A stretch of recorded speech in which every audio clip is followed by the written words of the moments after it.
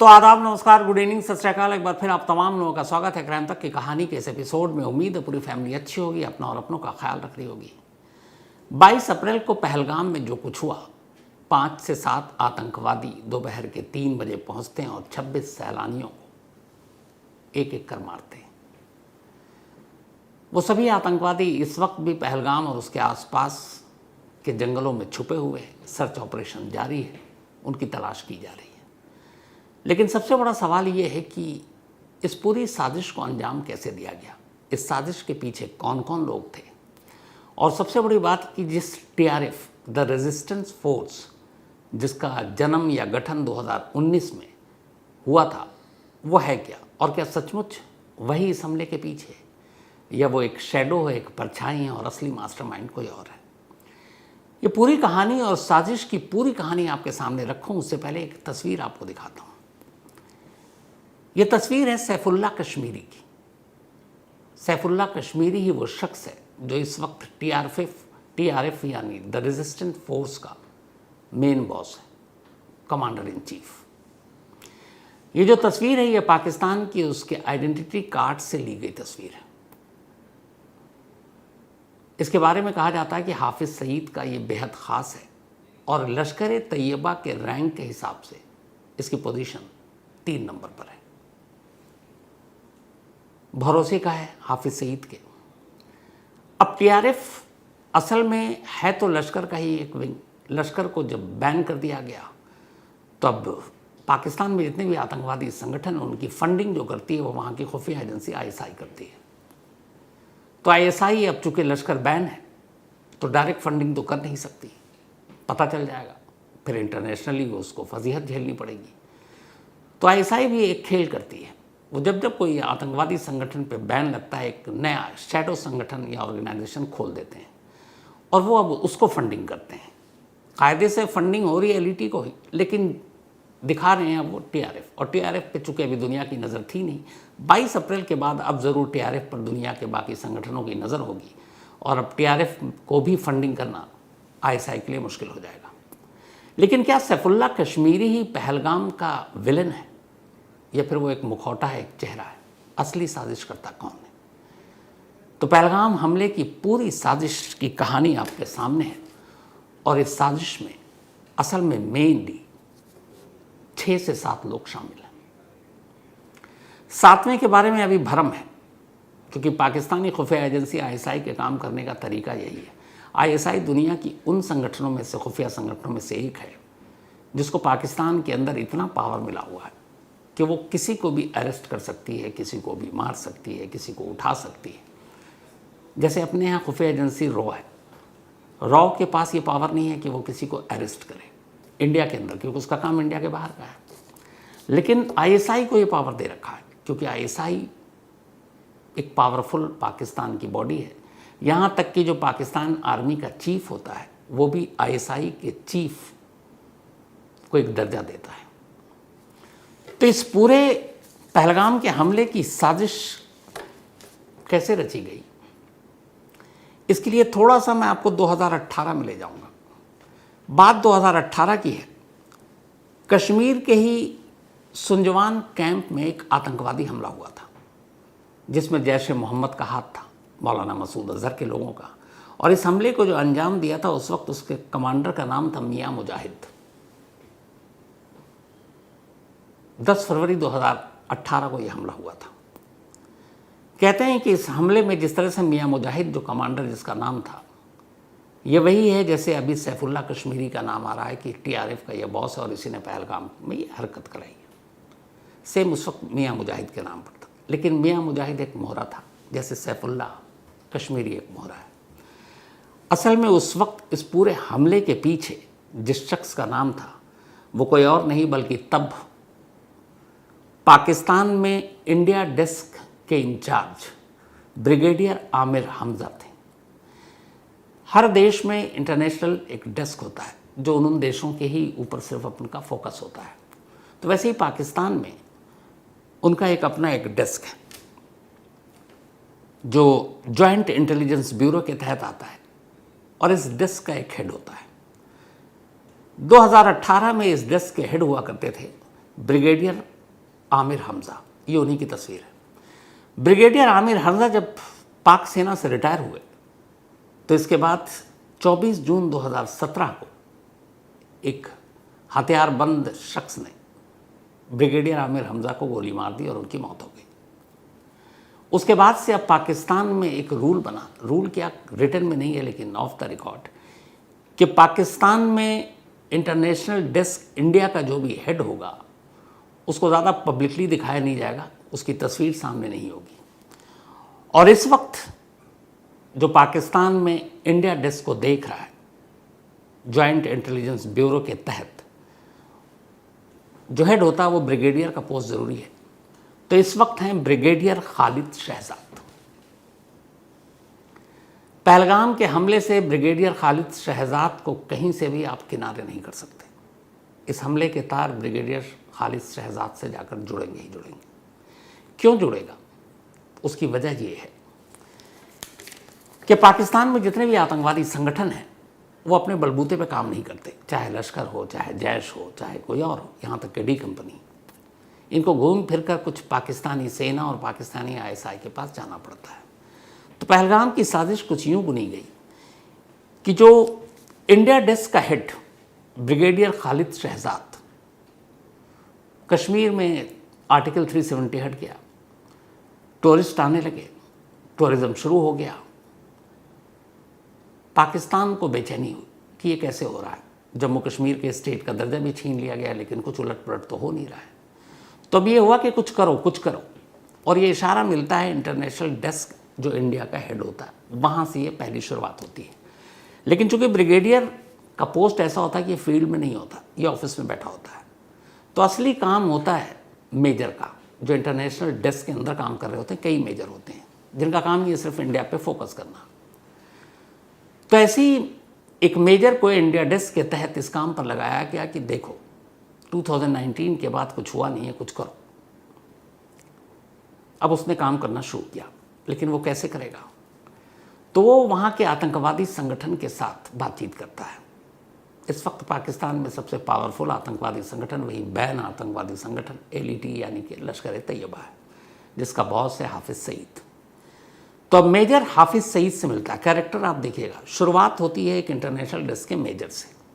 Major ने शुरुआत की कि कुछ करना है, कुछ करना है, ऊपर से प्रेशर है। अब वो पहुंचता है हाफिज सईद के पास, क्योंकि वो सबसे पावरफुल शख्स है। हाफिज सईद से जाकर कहता है कि कुछ प्लान करो, कुछ प्लान करो। हाफिज सईद कहता है ठीक है मैं करता हूँ। अब हाफिज सईद का संगठन बंद है, एक शैडो ऑर्गेनाइजेशन शुरू हो चुका, टीआरएफ। अब हाफिज सईद टीआरएफ का जिसको उसने हेड बनाया सैफुल्ला कश्मीरी, उससे बात करता है। कहता है कि कश्मीर की रिपोर्ट दो, क्या कर सकते हैं, कैसे कर सकते हैं, कब कर सकते हैं। अब सैफुल्ला कश्मीरी अपने लोगों से, जो उनके लड़कों को ट्रेन करता है, जो सरहद पार कराता है, उनसे बात करता है, प्लान करता है, और वो अपने आइडियाज़ देता है हाफिज सईद को। अब हाफिज सईद उसमें से कई आइडिया को ड्रॉप करता है, कुछ आइडिया उसको पसंद आता है, वो मेजर के साथ शेयर करता है। अब एक स्टेज ऐसा आता है जब हाफिज सईद और मेजर जो इंटरनेशनल डेस्क इंडिया को देख रहा है, उन दोनों में आपस में सहमति हो जाती है कि हाँ ये प्लान कारगर है। लेकिन अभी उस प्लान पे फाइनल मोहर नहीं लगा है। अब उस मेजर को लगता है कि अच्छा क्या प्लान है, कैसे होगा, क्या होगा, कितने लड़के होंगे। तो हाफिज सईद फिर सैफुल्ला कश्मीरी से बात करता है, कहता है कम से कम 20 लड़के हमारे रेडी हैं। मेजर कहता नहीं, उनकी पहले टेस्ट लेंगे। तो बाकायदा ऐसे लड़कों की बाकी ट्रेनिंग के अलावा कमांडो और जो टेस्ट लिया जाता है, इनका मेडिकल चेकअप भी होता है कि हेल्थ ग्राउंड पे ये कैसे हैं। तो 20 लड़कों को हाफिज सईद के इशारे पर सैफुल्ला कश्मीरी उस इंटरनेशनल डेस्क के मेजर से मिलवाता है, उनके बारे में डिटेल देता है, उनको बुलाया जाता है, उनके सारे चेकअप होते हैं, और फिर ये होता है कि नहीं इसमें से 10 ठीक हैं, 10 को छोड़ दो। अब जो 10 हुए, 10 को बाकी रख दिया, बाद में काम आएंगे। अब उन 10 में भी से 2 ग्रुप बनाया और उसके बाद उनको ट्रेनिंग दी। ट्रेनिंग में ज़्यादा से ज़्यादा 2 हफ्ते का काम होता है, क्योंकि वो पहले से ही ट्रेंड होते हैं। अब ट्रेनिंग हो गई, हाफिज सईद, सैफुल्ला कश्मीरी और वो मेजर, ये तीनों अब एग्री हो गए कि हाँ ये टीम है और साजिश ये है। अब नेक्स्ट स्टेज आता है, वो मेजर इंटरनेशनल डेस्क के हेड यानी ब्रिगेडियर के पास जाएगा, और इस वक्त ब्रिगेडियर है खालिद शहजाद। अब खालिद शहजाद के पास मेजर गया उसने सारा ब्लूप्रिंट बताया कि ऐसे ऐसे ये साजिश पहलगाम में इस तरह से करना है, कौन लोग होंगे, क्या होंगे, कितना थ्रेट है, कितनी कामयाबी के चांसेस हैं, ये सारी हर चीज़ माइनस प्लस सारी बातें हो गई। अब सारी बात होने के बाद brigadier Khalid Shahzad international desk का हेड इंडिया का, जो पाकिस्तान में बैठकर देखता है, वो मुतमईन हो गया। उसने कहा प्लान सही है, यहाँ के बाद प्लान पे अमल नहीं होता। अब ब्रिगेडियर जो है वो सीधे आईएसआई चीफ के पास जाता है। यानी यहाँ पे ब्रिगेडियर खालिद शहजाद जब पूरी तरह से संतुष्ट हो गया कि मेजर की रिपोर्ट सही है, हाफिज सईद की भी सही है और सैफुल्लाह कश्मीरी की भी है, तो अब आईएसआई के चीफ से कांटेक्ट करेगा। लेकिन आईएसआई के चीफ से कांटेक्ट करने से पहले ब्रिगेडियर खालिद शहजाद मेजर के साथ हाफिज सईद और फिर सैफुल्लाह कश्मीरी, इन लोगों के साथ एक मीटिंग करेगा और पर्सनली ये जानेगा कि इस प्लान में कितना दम है। अब जब मेजर के बाद ब्रिगेडियर भी कंफर्म हो गए कि सब कुछ ठीक है, तब वो आईएसआई चीफ के पास पहुंचते हैं। अब आईएसआई के चीफ जो इस वक्त है आसिम मलिक, आईएसआई का जो चीफ होता है वो पाकिस्तान में आर्मी चीफ से भी ज़्यादा पावरफुल माना जाता है, क्योंकि आर्मी चीफ को भी ग्राउंड की रियलिटी उतनी पता नहीं होती जितनी वहाँ की खुफिया एजेंसी आईएसआई चीफ को होती है। और जो भी वहाँ का पाक आर्मी चीफ बनता है वो कभी ना कभी आईएसआई का बॉस ज़रूर रहता है। जो अभी पाकिस्तान के आर्मी चीफ हैं आसिम मुनीर, वो भी आईएसआई के हेड रह चुके हैं। तब आईएसआई चीफ के पास ये लोग पहुँचे, सारी प्लानिंग बताई। आईएसआई चीफ अब अपने लेवल पर इंफॉर्मेशन कलेक्ट करता हुआ देखता है कि इसमें कितना दम है, इस प्लान में कितना दम है, कामयाब होगा कि नहीं। जब उसे लगता है सब ठीक है और वो फाइनली अपनी मुहर लगा देता है, तब फिर अब यहाँ से मेजर पीछे, हाफिज सईद पीछे, सैफुल्लाह कश्मीरी पीछे, ये सब हट गए। अब बात ब्रिगेडियर से आईएसआई चीफ तक दो लोग। अब ISI chief Pakistan army chief को कांटेक्ट करता है, जो इस वक्त आसिम मुनीर है। आसिम मुनीर को आईएसआई चीफ ब्रीफ करता है कि ये एक प्लान है कश्मीर में, पहलगाम में, इसको करने का ये तरीका है, ये प्लानिंग है, इतने लड़के हैं, तारीख ये होगी, सरहद इस वक्त पार कराएंगे, और इसमें क्या क्या डूज डोंट सब। और साथ में आईएसआई चीफ को ये भी बताना पड़ता है पाकिस्तानी आर्मी चीफ को कि इस हमले को अंजाम देने के क्या फ़ायदे और क्या नुकसान होंगे। इस सारी चीज़ें उसको ब्रीफ करनी है। अब पाक आर्मी चीफ को आईएसआई चीफ ने ब्रीफ कर दिया। आर्मी चीफ को लगा कि बिल्कुल सॉलिड प्लान है। आर्मी चीफ अब उसमें अपनी मुहर लगाता है। तो अब तक बात मेजर से इंटरनेशनल डेस्क के, जो इंडिया देखता है, brigadier international desk 2, Hafiz Saeed 3 character, Saifullah Kashmiri 4 जिसको इस ऑपरेशन को लीड करना है, इसके बाद आईएसआई चीफ 5 हो गया, इसके बाद पाकिस्तानी आर्मी का जनरल चीफ 6 कैरेक्टर हो गए। अब यहाँ एक और चीज़ होती है, दुनिया के किसी भी देश की खुफिया एजेंसी जो भी एक्शन लेती है किसी दूसरे देश में, वो अपनी सरकार को भरोसे में लेती है। लेकिन यहाँ कई बार ऐसा पहले हुआ है कि जो पाकिस्तानी आर्मी का चीफ है वो सरकार को अपनी उस लायक मानता ही नहीं है। इसीलिए कहते हैं पाकिस्तान में कठपुतली सरकार होती है। असल में वहाँ जो आर्मी चाहती है वही होता है। तो कई बार वो चाहे तो पाकिस्तान प्राइम मिनिस्टर को बता दे, कई बार चाहे तो नहीं बताए। तो अब अगर यहाँ पाकिस्तानी प्राइम मिनिस्टर को बता दिया गया पाकिस्तानी आर्मी चीफ ने कि ये ऑपरेशन है, तो इस हिसाब से कैरेक्टर हो गए अब 7। अब हर तरफ से मुहर लग गई। जब मुहर लग गई तो इसके बाद अब ऑपरेशन की बारी आती है कि इन टेररिस्ट को कैसे पहलगाम भेजना है। किश्तों में भेजा जाता है ताकि शक न हो।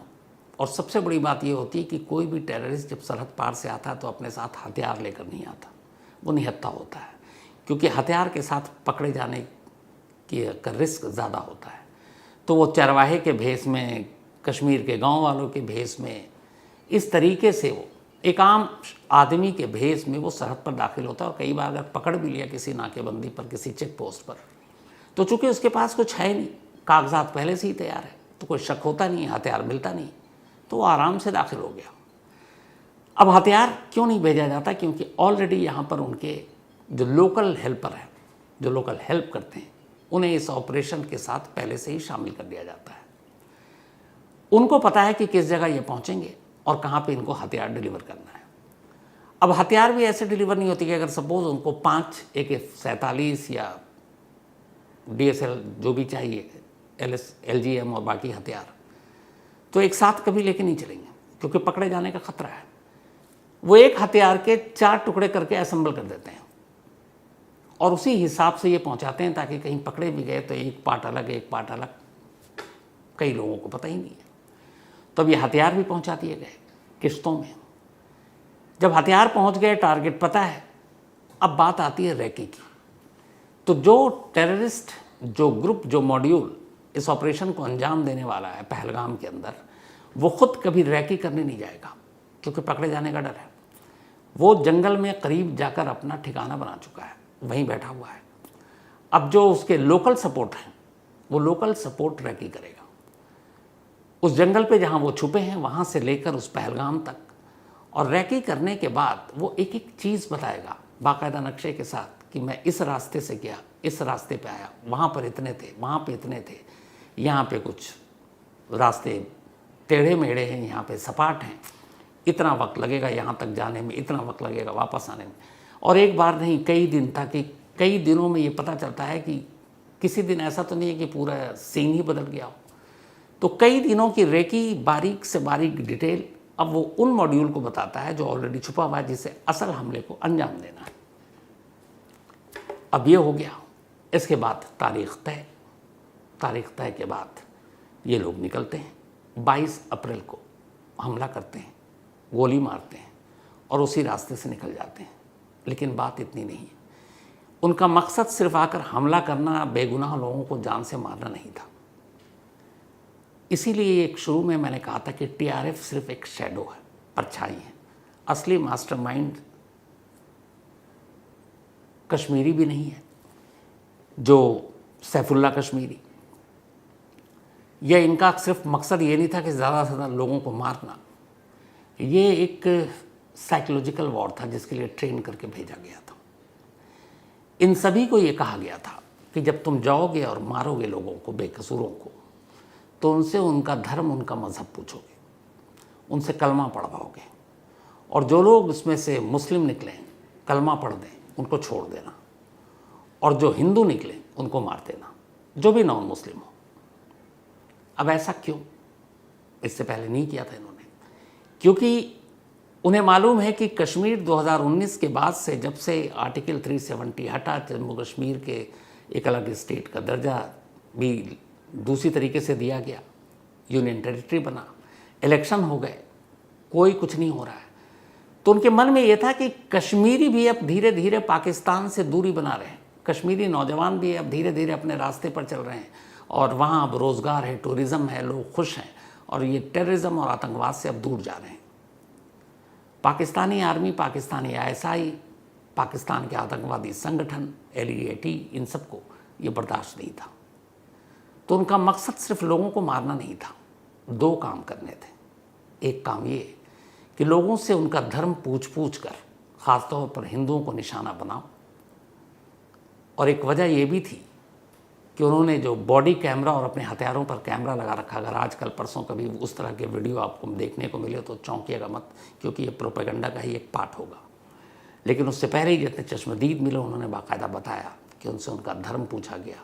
जिन लोगों ने कलमा पढ़ा उनको छोड़ दिया गया, जिन्होंने नहीं पढ़ पाए उन्हें मार दिया गया। इसका मकसद ये था सिर्फ 2।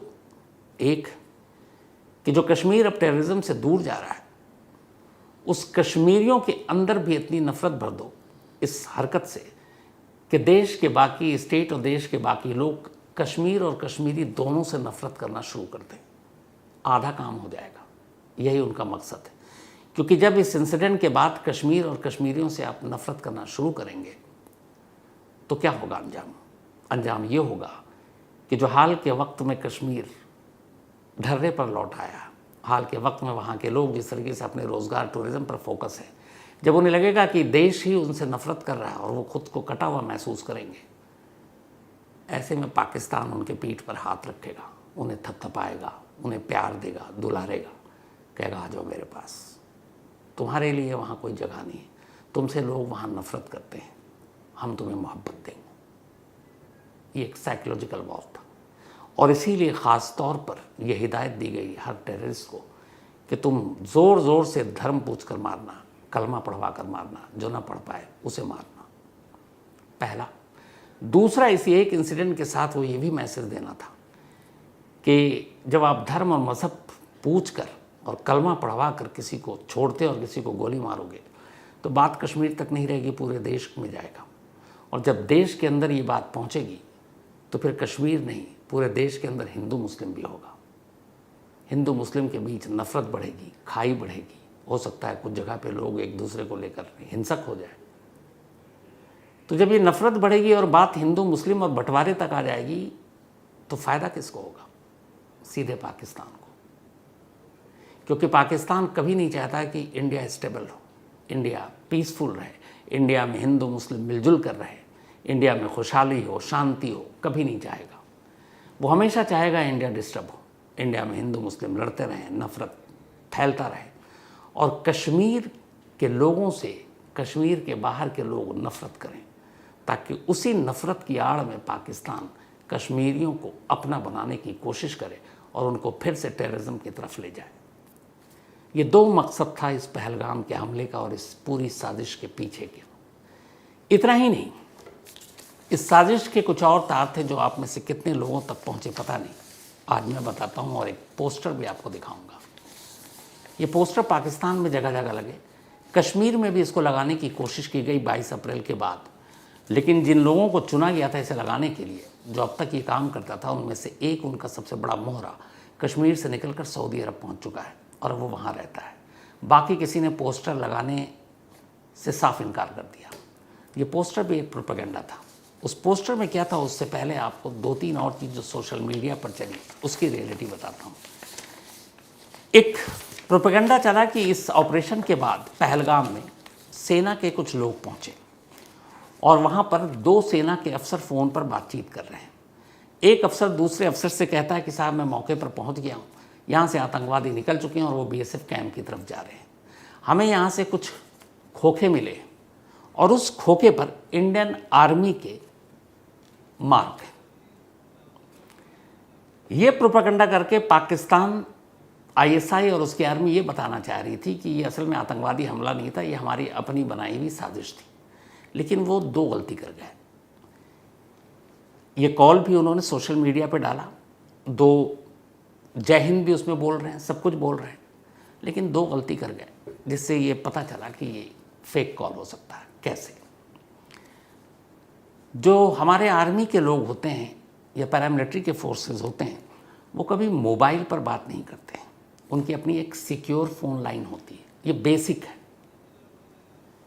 ये घर और रिश्तेदारों से आप बात नहीं कर रहे हो, तो अगर वो सिक्योर लाइन पे बात करेंगे आप उनके फ़ोन को रिकॉर्ड नहीं कर पाओगे। ये जो फ़ोन इन्होंने चलाया प्रोपेगेंडा के तौर पर, ये मोबाइल था। 2 अफसर बात कर रहे हैं और ये दोनों पाकिस्तान में ही बैठे हुए पाकिस्तानी आर्मी के लोग हैं, लेकिन शो कर रहे हैं कि ये दोनों इंडियन आर्मी के हैं। और वो बात कर रहे हैं कि साहब वो बीएसएफ कैंप की तरफ गए और हमने खोखे उठा लिए हैं और खोखे पे इंडियन आर्मी का मार्क है, तो उधर से कहा जा रहा है इसको फ़ौरन छुपा लो, ये बात बाहर नहीं आनी चाहिए। इससे एक मैसेज देना कि ये सब कुछ प्लांटेड है, ये उनका मकसद था। लेकिन यहाँ जो पहली गलती ये की वो ये कि ये मोबाइल पर, मैंने जैसा आपसे कहा कि कभी भी मिलिट्री या आर्मी के लोग मोबाइल पे मैसेज नहीं देते, उनके पास सिक्योर फ़ोन लाइन होती है जिस तक उनकी पहुँच भी नहीं है पाकिस्तान की। दूसरी गलती उन्होंने ये की कि यहाँ पे खोखे मिले हैं और उस खोखे पर इंडियन आर्मी के ट्रेडमार्क। ये बेवकूफ़ी और सबसे बेसिक गलती थी, शायद अनाड़ीपने में वो कर गए। उसकी वजह यह है कि कभी भी किसी कारतूस के खोखे पर मिलिट्री, पैरामिलिट्री फोर्सेस इनके या इनके बटालियन के नाम नहीं होते। ऑर्डिनेंस फैक्ट्री जिसने उस कारतूस को बनाया है, उस ऑर्डिनेंस फैक्ट्री के नंबर और नाम होते हैं। फॉर एग्ज़ाम्पल, हमारे यहाँ जैसे स्नाइपर जो कारतूस इस्तेमाल करते हैं या AK-47 या LMG में जो गोलियां इस्तेमाल होती हैं, हम उसे रशिया से मंगाते हैं और जो रशिया से कारतूस या ये चीज़ें आती हैं उस पर बाकायदा हम रशिया से मंगाते हैं, तो इसका मतलब ये नहीं कि रशियन आर्मी का मार्क लिखा होता है। उस पे उस रशियन ऑर्डिनेंस फैक्ट्री के मार्क होते हैं। जैसे रशियन कारतूस मंगाते हैं तो अभी AK-47 में जो यूज़ हो रहा है, जो हमारे यहाँ या स्नाइपर जो यूज़ करते हैं कारतूस, उसके ऊपर लिखा होता है रशिया से मंगाने वाले पर 7.62 mm ऑर्डिनेंस फैक्ट्री का नाम। रशियन आर्मी कभी नहीं होगा, इंडियन आर्मी कभी नहीं होगा। तो इन्होंने दो गलती की, एक प्रचार करने के लिए कि खोखे मिले और दूसरा इस पर इंडियन आर्मी का ट्रेंड मार्क है। तो ये उनका इसलिए नाकाम हो गया। हालांकि बहुत सारे लोग इसको लेके गलत सोचने लगे, लेकिन ये बेसिक है कि फ़ोन पर कोई बात नहीं करता।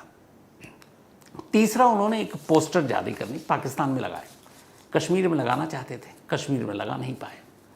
उसमें भी पूरा यही था कि ये सारा प्लांटेड है, जबकि ये पोस्टर का सच उन्हें पहले ही पता चल चुका था और इसीलिए ये पोस्टर कहीं लग नहीं पाया। खुद कश्मीरियों में से किसी ने लगाने की हिम्मत नहीं की। तो इस तरह के भी प्रोपेगेंडा कर रहे हैं ये, लेकिन ये सारे प्रोपेगेंडा उनके इसलिए नाकाम हो गए क्योंकि जिस तरीके से पाकिस्तानी आर्मी इससे पहले भी 2018 या उससे पहले जो कुछ किया, सेम मोडस ऑपरेंडी था। तो हिंदुस्तान पर जब भी इस तरह का हमला होता है, अमूमन उसमें 7 कैरेक्टर जुड़े होते हैं, जो मैंने आपको बताया, और यही 7 कैरेक्टर हिंदुस्तान को लहूलुहान करने की जितनी भी घटनाएं हुई हैं उन सभी में शामिल होते हैं। तो कहानी में आज इतना ही। अब आपसे मुलाकात होगी मंडे को किसी नई कहानी के साथ। वैसे कल संडे है, आप चाहें तो आज तक पर क्राइम कहानी अवश्य हम सुन सकते हैं, वरना मंडे किसी नई कहानी के साथ आपसे मुलाकात होगी। तब तक अपना और अपनों का ख्याल रखिएगा। Thank you very much.